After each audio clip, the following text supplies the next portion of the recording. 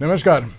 નિર્માણ ન્યૂઝની વિશેષ રજૂઆત ટુ ધ પોઈન્ટ કાર્યક્રમ સાથે હું છું યજ્ઞ ત્રિવેદી. દર્શક મિત્રો, આજે ટુ ધ પોઈન્ટ કાર્યક્રમમાં ચર્ચા વિચારણા કરવા જઈ રહ્યા છીએ એક મહત્વના મુદ્દાને લઈને.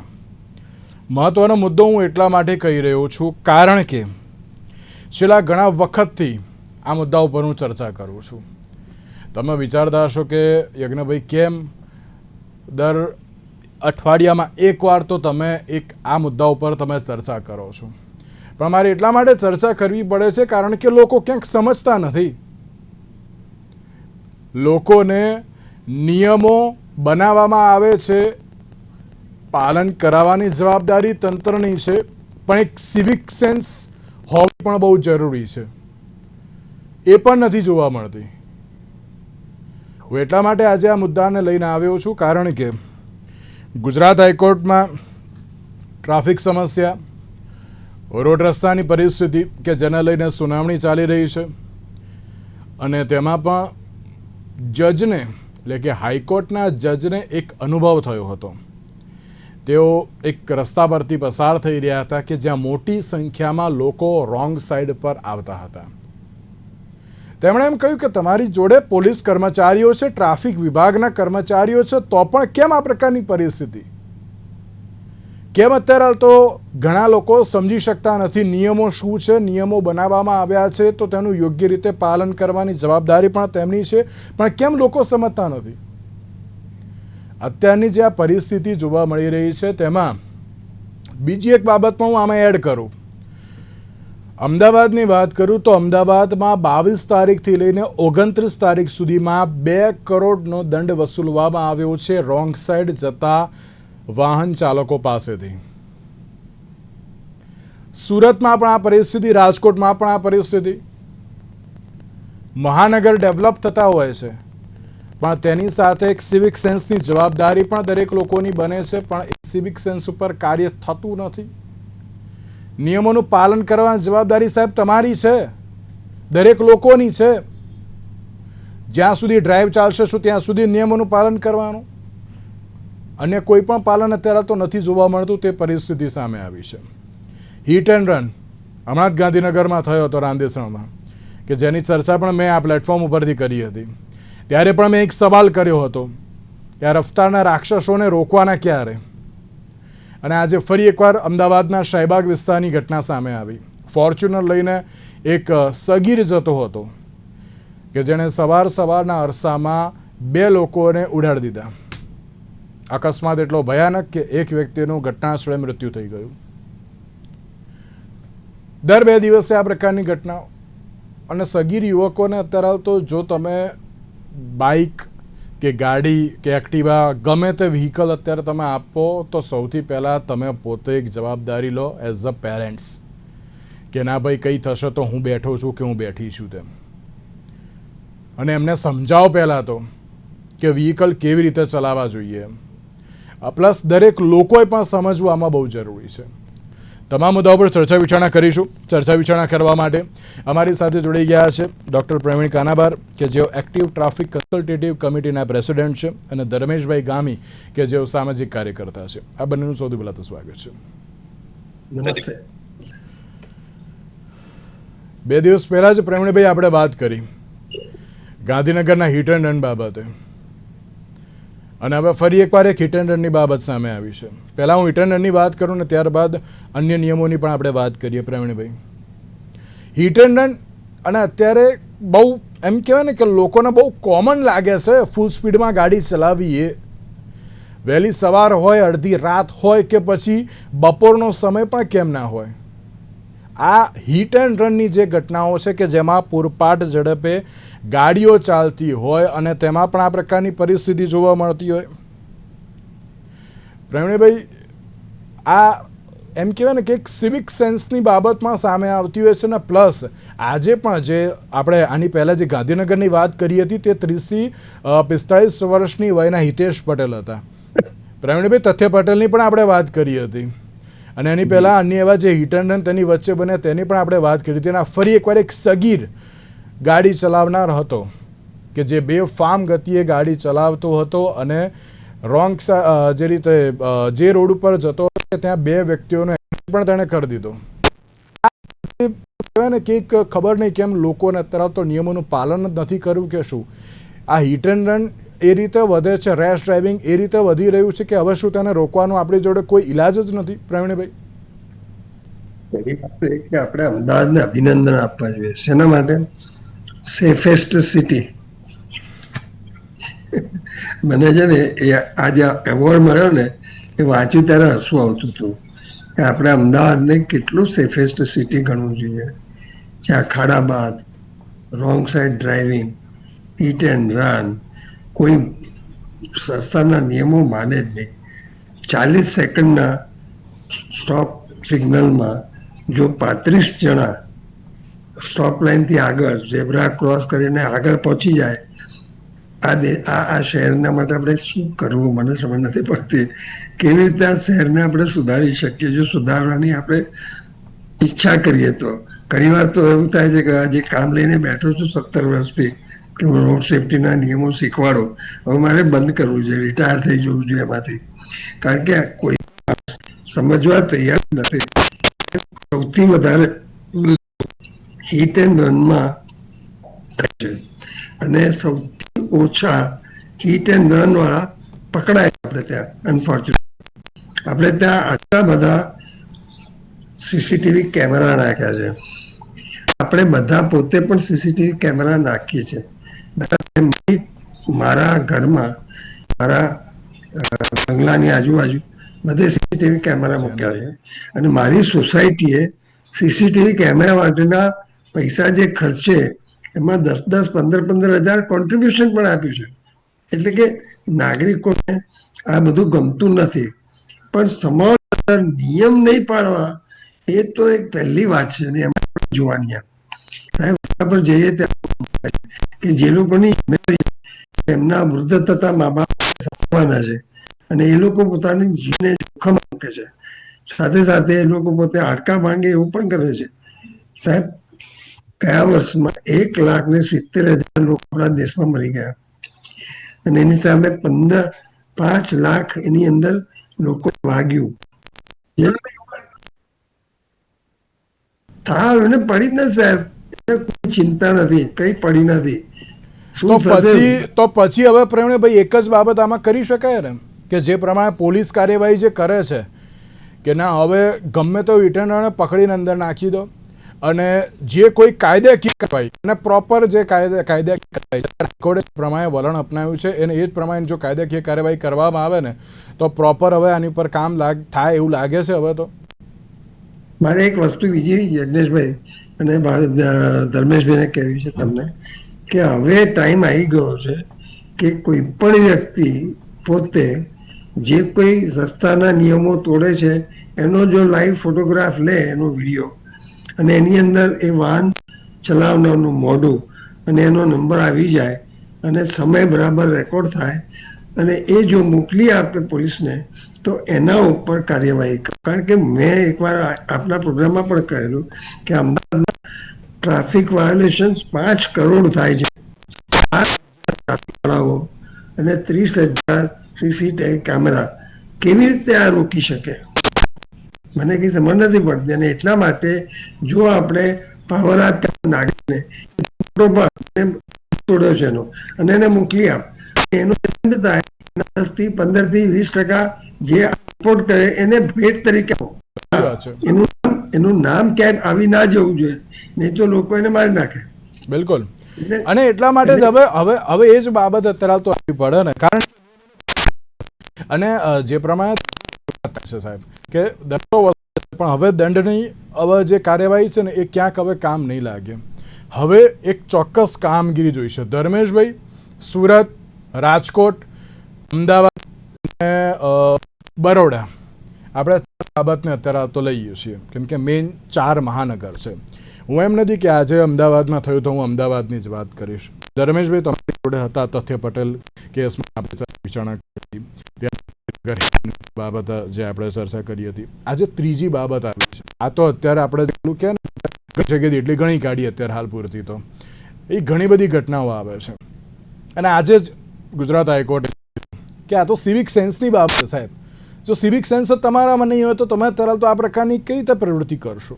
અને આ જે હિટ એન્ડ રન, હવે કઈ એજ ગ્રુપને મનાવવા જવું ને હવે તો સૌથી મોટો સવાલ એ થતો હોય છે, કારણ કે અત્યારની જે મેં જે ગાંધીનગરની વાત કરી તો ગાંધીનગરમાં 30 થી 45 વર્ષની એના હિતેશ પટેલ હતા.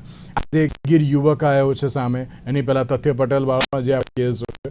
હવે કોને સમજાવવા જવું? અને ક્યાંક એવું લાગે અત્યારે કોમન ગયું છે, બે ફાર્મ ગાડી ચલાવો તમે, કોઈ વાંધો નથી, બધું આપણું છે એવું ક્યાંક સમજીને અત્યારે તો લોકો જે ડ્રાઇવિંગ કરી રહ્યા છે.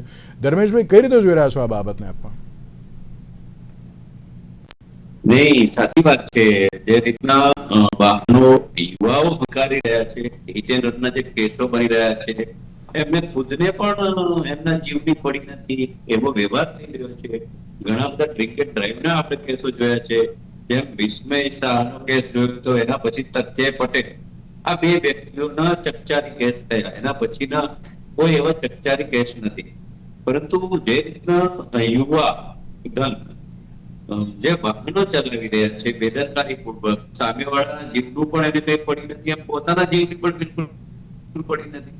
હવે આ તો ઇમ્પ્રુવમેન્ટ કઈ રીતના કરવું એ કઈ ખબર નથી પડતી. કોર્ટ છે, પોલીસ છે, બધું જ છે, એ વાત સાચી.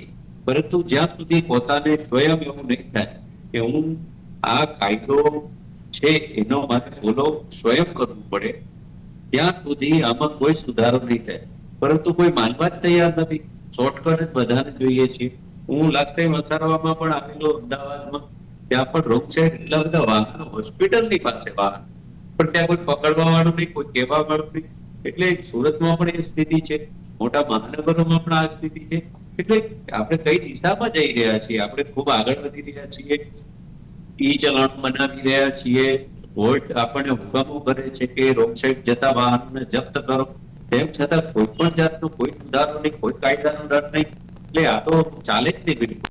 કોઈકની જાન સાથે આપણે ખેલી લેવાનું, અને કોઈ માનો કે કોઈ એમની ચુગલી કરે કે કોઈ કે તો પણ અઘરું પડે. તમે જુઓ કે જે રીતની કાયદાની સ્થિતિ છે એ ખૂબ કથળતી જાય છે, અને લોકોને પણ ડર નથી.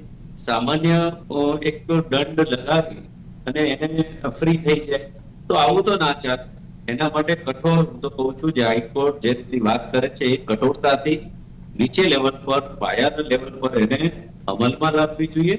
અને રોંગ સાઈડ અને હિટ એન્ડ રન વાળાને સાચી ને જલ્દી સજા થાય, કઠોર સજા થાય, જામીન જ ના મળે, બેલ ના મળે, એવી અગર કંઈક જોગવાઈ કરવામાં આવે તો હું ચોક્કસ માનું છું કે કંઈક ને કંઈક સુધારો થશે.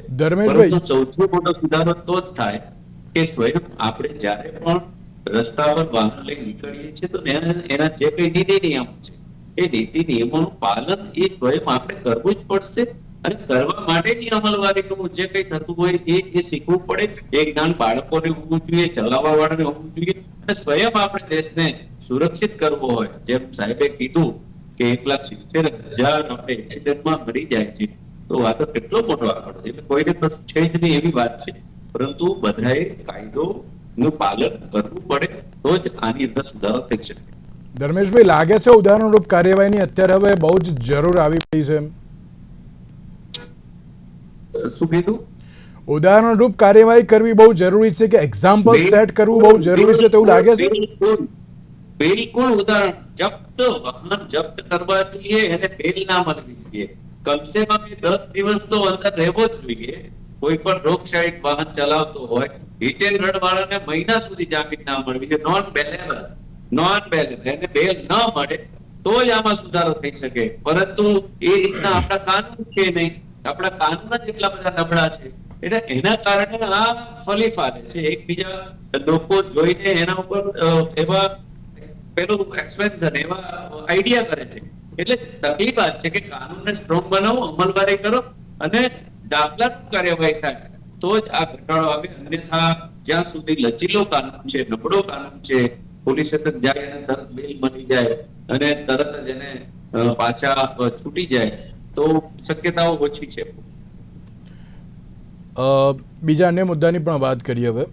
રોંગ સાઈડ કે જેની ઉપર પણ આપણે ઘણી ચર્ચાઓ કરી છે કે ના, આ રોંગ સાઈડને રોકવું બહુ જરૂરી છે. તેની ઉપર હવે તંત્ર કાર્યવાહી કરી રહ્યું છે, પ્રોપર કાર્યવાહી કરી રહ્યું છે, વધુ પડતી કાર્યવાહીની પણ જરૂર છે. પ્રવીણભાઈ, હજુ પણ બેફામ લોકો વાહન ચાલકો એ રોંગ સાઈડમાં જઈ રહ્યા છે. અને મેં જે રીતે શરૂઆતમાં કહ્યું ને કે અમદાવાદીઓએ રેકોર્ડ બ્રેક દંડ અત્યારે હાલ તો જે ભર્યો છે તેવી બાબત પણ સામે આવી છે. મેં જે કહ્યું સેફેસ્ટ સિટીમાં પણ નંબર 1, ક્લીન સિટીમાં પણ નંબર 1 અમદાવાદ છે અને તેની સાથે દંડ ભરવામાં પણ નંબર 1 સિટી અત્યારે હાલ તો છે તેવું લાગી રહ્યું છે. જ્યારે હું 22થી 29 જુલાઈની વાત કરું તો જે ડેટા સામે આવ્યો છે તેમાં 2 કરોડનો દંડ વસૂલ્યો છે ટ્રાફિક પોલીસે. આ 2 કરોડનો જો દંડ અત્યારે જે વસૂલવામાં આવ્યો એના કરતાં જો યોગ્ય રીતે વાહન ચલાવ્યું હોત તો કોઈ વાંધો ના આવ્યો હોત. આજે નામદાર હાઈકોર્ટે એમ ના કહેવું પડ્યું હોત કે હવે આ તો સિવિક સેન્સની વાત થઈ ગઈ, દરેક લોકોએ સમજવાની જરૂર છે હવે તો, પણ હજુ પણ લોકો સમજતા નથી. પ્રવીણભાઈ, મારું એક બીજું સજેશન છે, જે પોલીસ કોઈનો પણ ફાળે ચલણ અને જે દંડ એની પાસેથી લેવાનો થાય એ મોટિવેશનલ મની તરીકે એ કોન્સ્ટેબલને આપો કે જેથી કરીને એ સિન્સિયરલી પકડે અને એને મળે પૈસા એટલે વધારે પકડાય. કારણ કે હવે કંઈક કડક બધી રીતે થવાની જરૂર છે.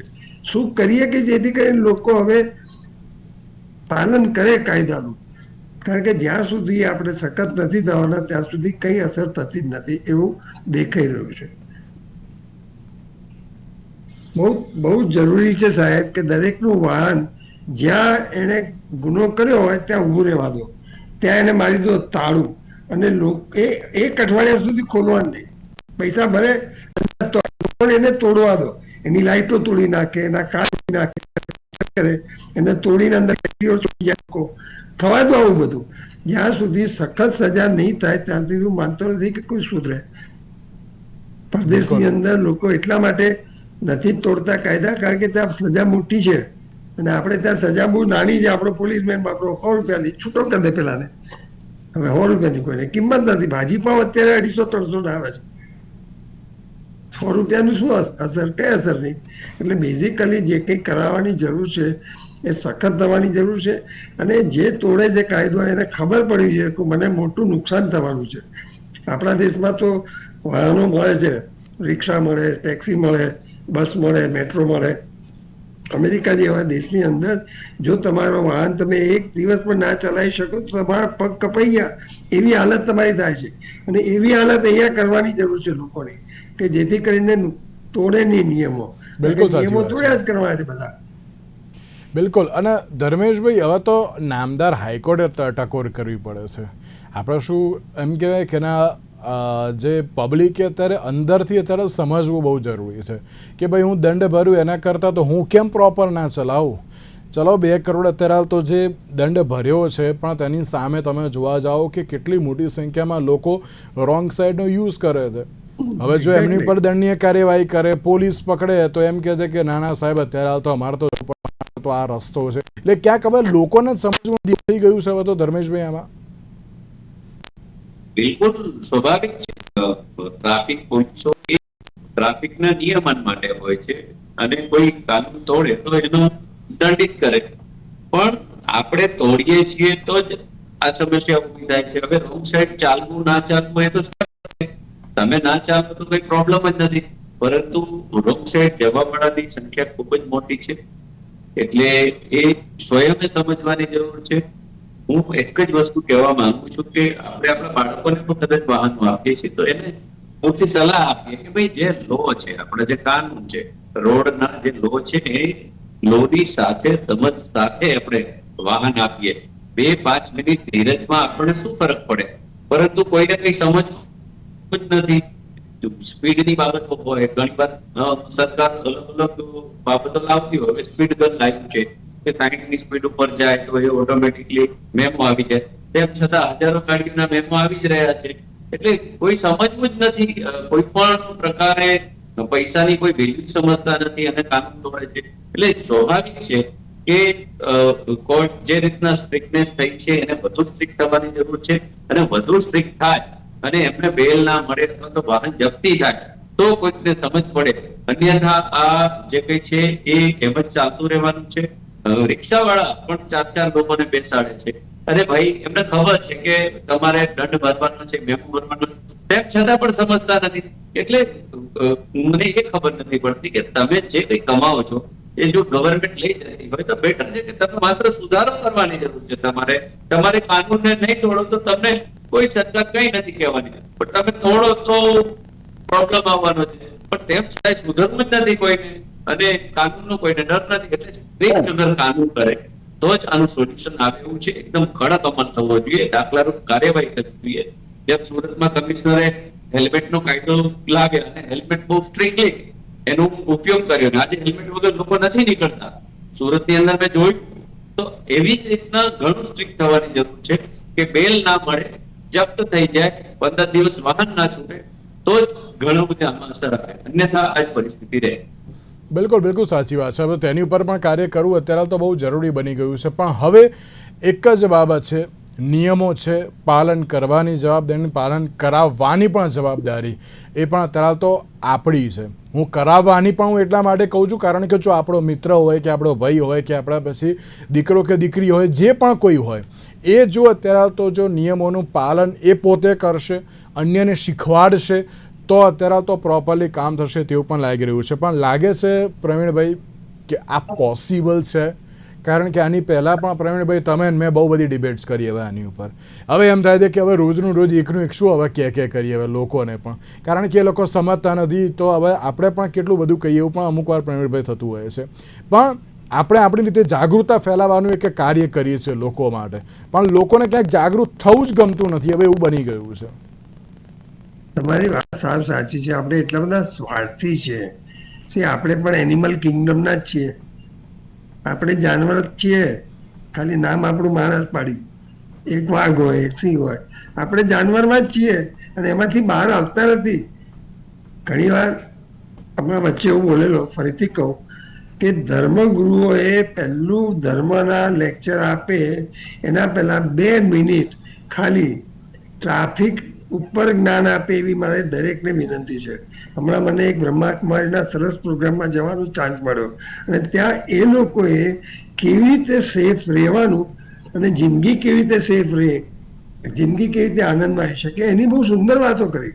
મને એટલું બધું ગમ્યું અને હું માનું છું કે દરેક ધર્મગુરુએ જ્યાં પણ કંઈ પણ શીખવાડે, પછી હિન્દુ હોય, મુસ્લિમ હોય, જૈન હોય, કોઈ બી, પહેલી 2 મિનિટ રસ્તા પર સેફ કેવી રીતે રહેવાનું એ શીખવાડે અને એને માટે વાત કરે અને એમની પાસે સમ લેવડાવે. આવી મારી એક બહુ વિનંતી છે બધા ધર્મગુરુઓને કે જેથી કરીને લોકોમાં કેમ આપણે લાવીએ આ જ્ઞાન કે જેથી કરીને લોકો પોતાના જાન બચાવે. એમના મા બાપ બુઢા થવાના છે, 30 વર્ષનો, 32 વર્ષનો, 35 વર્ષનો માણસ મરી જાય તો એના મા બાપનું શું થાય, એના બાળકોનું શું થાય, શું હાલત, ઇમ્પેક્ટ ખબર નથી એ લોકોને કે એક એક્સિડન્ટની ઇમ્પેક્ટ શું છે. હવે એ બધાને સમજાવવાની જરૂર છે ધર્મગુરુ સાથે સાથે. બિલકુલ બિલકુલ સાચી વાત છે. અને આમાં દરેક લોકોએ અત્યારે તો એડ થવું પડશે. એવું નહીં કે માત્ર એ જ કે ધર્મ કે એવું ના, હું બધાને કહીશ આમાં તો. એટલા માટે પોલીસ અધિકારી હોય, એક્ટર હોય, એક્ટ્રેસ હોય, સોશિયલ મીડિયા ઇન્ફ્લુએન્સર હોય, કોઈ પણ હોય, જો બધા એડ થઈને એક જ વાત કરે તો ઘણું બધું કામ થઈ શકે છે. ધર્મેશભાઈ, લાગે છે તો પણ શું આપણે થોડું ઘણું પણ આપણે પહોંચાડી શકીશું લોકો સુધી? કારણ કે તમે પણ જોયું હશે પ્રવીણભાઈ, તમે બંને, કે અત્યારે લોકો સોશિયલ મીડિયાને સૌથી વધારે ફોલો કરતા હોય છે. એ લોકો જે કરે એ અમે કરીશું. જો આ રીતનો એક પ્રયાસ કરવામાં આવે લોકોને જાગૃત કરવા માટે, આપણે કદાચ જોયું છે પેલું બોલિવૂડના એક્ટર અક્ષય કુમાર દ્વારા પણ જે રીતે એક એડ કરવામાં આવી હતી કે ભાઈ આ તમારો, હા, એ રીતનો જો હવે ગુજરાતમાં પણ એક અભિગમ અપનાવવામાં આવે ધર્મેશભાઈ, તો લાગે છે કંઈક સારું એવું થઈ શકે તેમ? પોઝિટિવ થિંકિંગ આપણે રાખીએ તો ઘણો બધો બદલાવ લાવી શકીએ. બંને પાસા હોય, પોઝિટિવ અને નેગેટિવ. પણ આપણે એકલા નહીં, પરંતુ લોકોએ પણ અપનાવવું જરૂરી છે. હા, એટલે કોઈ પણ વ્યક્તિની એક ફરજ છે. સૌથી પહેલા આપણો જે લો બન્યું છે, આપણો કાનૂન છે કે આપણે રોડ પર વાહન લઈ જવાનું, એના નીતિ નિયમ છે, એ તમામને ખબર હોવી જોઈએ. શિક્ષણમાં પણ 5મા ધોરણથી આ બાળકોને ભણાવવામાં આવે તો પણ બહુ મહત્વનું છે. એટલે શિક્ષણ જગતમાં જ્યારે બચ્ચું સમજતું થાય ત્યારથી જ એને એની અમલવારી કઈ રીતના થાય એનું શિક્ષણ આપવું. બીજી વસ્તુ કે જ્યારે પણ કોઈ નેતાઓ છે જે મોટા આગેવાનો છે, સમાજના સેવકો છે, અથવા તો જે કઈ સામાજિક આપણા મેળાવડાઓ થાય એમાં પણ ક્યાંક ને ક્યાંક જેમ રાષ્ટ્રગીત આપણું ફરજિયાત છે ઘણી બધી જગ્યાઓ પર, જે કઈ સોશિયલ મીડિયામાં પણ ઘણી બધી બાબતો આવે છે, તો એ બધામાં જાગૃતિ આવે તો કંઈક ફેર ચોક્કસ પડે. જે રીતના અકસ્માત થાય છે ને જે પરિવારની સ્થિતિઓ થાય છે એમની ક્યાંક શોર્ટ ફિલ્મ બતાવવામાં આવે જાહેરમાં, તો પણ ઘણો બધો ફરક પડે. એટલે મૂળ વાત આ છે કે સમજવાનું આપણે છે. બધાને ખબર જ છે કે એક્સિડન્ટ થાય, અકસ્માત થાય તો પરિવારની સ્થિતિ શું થાય, પરંતુ જેમ ગુટખાની વાત કરીએ આપણે, લોકોને ખબર જ છે ગુટખા ખાવાથી કેન્સર થાય છે, તેમ છતાં કરોડો લોકો આ ભારતમાં ગુટખા ખાય છે, સ્મોકિંગ કરે છે, વ્યસનો કરે છે. એટલે લોકોએ પોતાની જિંદગીની જ્યાં સુધી કિંમત નહીં સમજાય ત્યાં સુધી સુધરવું એ એના મનથી નહીં વિચારે ત્યાં સુધી નહીં સુધરી શકે. એટલે આપણા પ્રયત્નો આપણે કરવા એ આપણી ફરજમાં છે, પણ સ્વયં એ શીખવાની જરૂર છે કે મારું શરીર છે, મારો પરિવાર છે, એમાં કઈ રીતના સુરક્ષિત રહી શકાય એના પ્રયત્નો કરવા માટે અગર આપણો કાનૂનનો ફોલો કરવાથી કે રોડમાં આપણે વાહનો વ્યવસ્થિત ચલાવવાથી જો યોગ્ય રીતે ઘરે પહોંચી શકતા હોય તો એનો પહેલા અમલ કરવો જોઈએ, પરંતુ નથી સમજતા. એ આપણી ખૂબ મોટી તૂટી છે કે માણસે સમજવું પડશે, કોઈ પણ વ્યક્તિએ સમજવું પડશે કે તમારો જીવ બહુ મહત્વનો છે. આવી રીતના અકસ્માત થાય કે કોઈને કરી નાખીએ અને કોઈને મારી નાખીએ એ યોગ્ય નથી. એટલે ખુદ સમજવાની વધારે જરૂર છે કે આપણે જે કઈ રોડ રસ્તાના નીતિ નિયમો છે દેશના કાનૂનના એનું પાલન કરીએ. બિલકુલ. એક last and final 30 second Pravinbhai, 30 second. મારે એટલું કહેવું છે કે ગઈકાલે મને કોર્પોરેટ બોડીમાં એ લોકોના એમ્પ્લોઈઝને સેફટી શીખવાડવા માટે અવસર મળ્યો. That was because of DCP traffic of Ahmedabad who arrange this. અને એ લોકોએ બોર્ડ મૂકેલું કે મારું દરેક પગલું સુરક્ષા સાથે. મારી બધી જ કોર્પોરેટ બોડીઝ, બધી મોટી મોટી ઓફિસવાળાને રિક્વેસ્ટ છે કે તમારે ત્યાં આવા પ્રોગ્રામ કરો. એ લોકોએ આખો programme all over the country જ્યાં જ્યાં એમની બ્રાન્ચ છે ત્યાં પણ બ્રોડકાસ્ટ કર્યો મારો પ્રોગ્રામ. એટલે આ કરવાની બધી જરૂર છે, દરેકે સમજવાની જરૂર છે. આજે તમે તૈયાર કરેલો માણસ 20 વર્ષ અને ઉડી ગયો, હવે એની જગ્યા કોણ લે? બિલકુલ, દરેક ઇન્ડસ્ટ્રીની જરૂર છે કે તે ધ્યાન રાખે પોતાના. બિલકુલ બિલકુલ સાચી વાત છે. એટલે કે અવેરનેસ હોવી બહુ જરૂરી છે. વાતો ઘણી બધી થાય છે પણ ફોલો રૂલ્સ એ આપણે જ કરવા પડશે.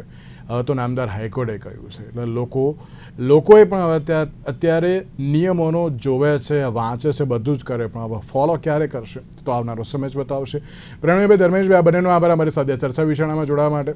તો આજના વિશેષ કાર્યક્રમમાં આપશો જા. નમસ્કાર.